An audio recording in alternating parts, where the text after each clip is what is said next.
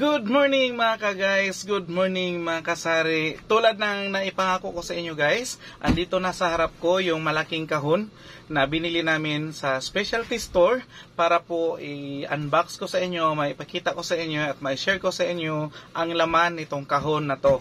Pinatong ko konti para at least makita ninyo. Hindi yung tiyan ni Kuya AJ na malaki ang makikita ninyo guys. So, andito na. Actually, nabuksan na ito. Kinuha na si Mami Iya dito isang item at saka tinikman namin. Tinikman niya. Titikim din ako sa ngayon after ko maipakita ito sa inyo lahat. So, hindi siya napuno. Sadyang malaki lang talaga yung kahon niya. At saka, ang tulad ng sabi ko is nabayaran namin ito is 4,000 plus. Hindi ko lang sasabihin guys yung laman, yung kung magkano benta namin ito dahil hindi ko pa alam kung magkano ang bigayan namin ito kahit dahil first time po namin magbenta ng mga item na ito. May ilan na dati na kaming nagbebenta nito pero konti lang, saka iba din kasi yung price galing sa groceryhan at saka iba din yung price nito. Although mas mababa siguro ito compare doon sa groceryhan dahil specialty store siya, bodega style po. So lahat ng mga mamimili doon is halos mga resellers. In fact, ang mga namimili doon iba is kahon-kahon po ang binibili. So si Kuya AJ is nagkasya lang muna sa papira-piraso dahil wala pang si Kuya AJ, wala pang budget para doon at saka hindi pa namin alam kung mag-click ito. Although yung mga nabinta na namin dito na mga ibang items is nag-click naman dahil uso po talaga ito ngayon.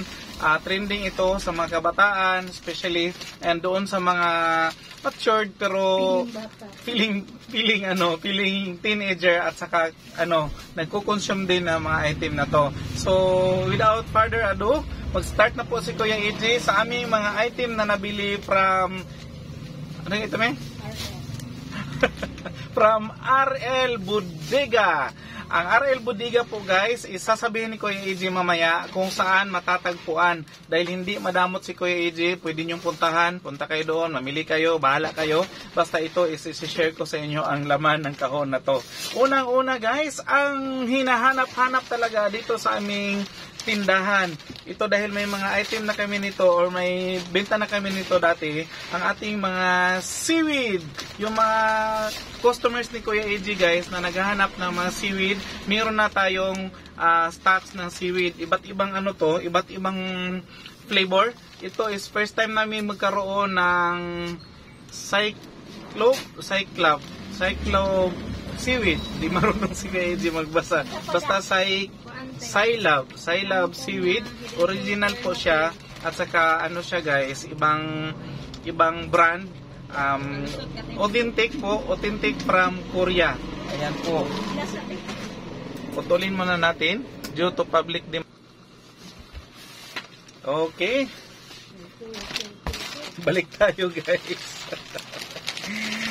Sa seaweed ako. So another brand ng seaweed ito.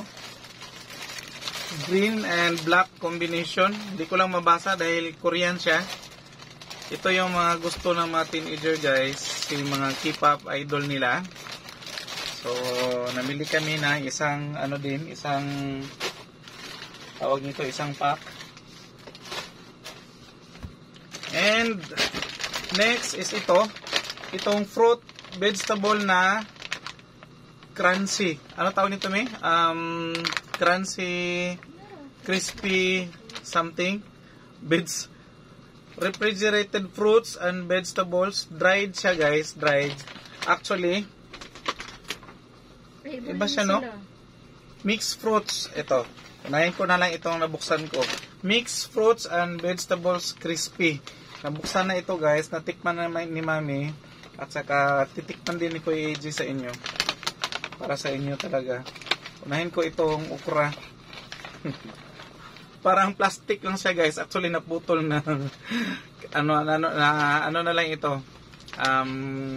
Salin ni Mami. Legit siya guys na okra talaga. Ma-feel mo yung danlog-danlog sa okra, pero crispy siya. Crispy na masarap. Marami na nakita si Kuya AJ nito guys sa social media. Kumakain ng mga ganito, mga dried fruits. Gusto naming tikman. May nakita kami mahal. Pero ito, affordable ang price. Legit, original. From Korea talaga. So marami na siguro nakapunta dyan sa RL Bodega. Nasa ano lang siya guys, nasa Ecoland lang siya.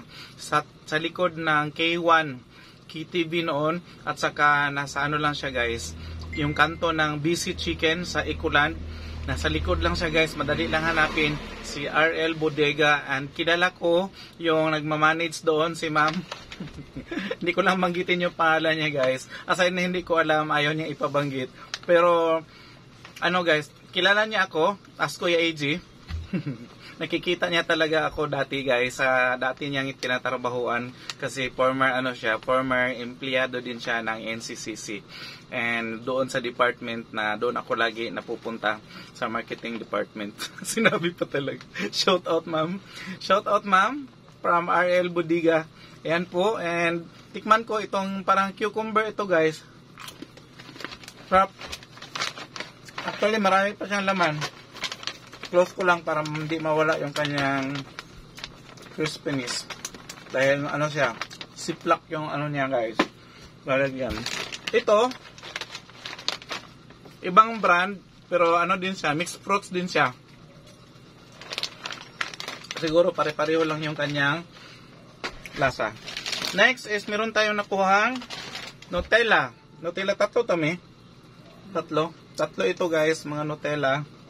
From, ano ito? From, ano sabi ni Ma'am, Taiwan? From, basta, kuan siya.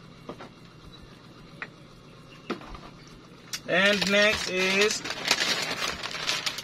itong, Choconuts crispy din. Ano siya? 24 ata ang kanyang laman.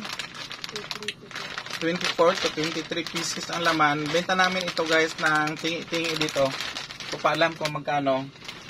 And next is Blasting Ice Cream Cone.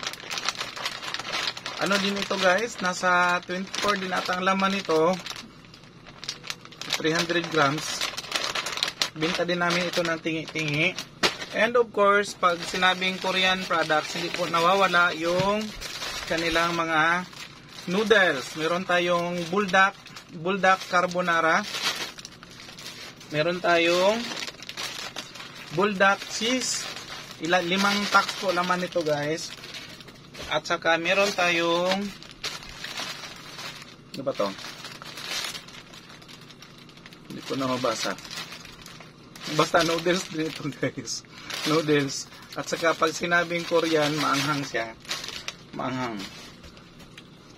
Meron din tayong butterscotch bites, yung marami siyang laman na ano lang, pwede mo isubo, isang subuan lang.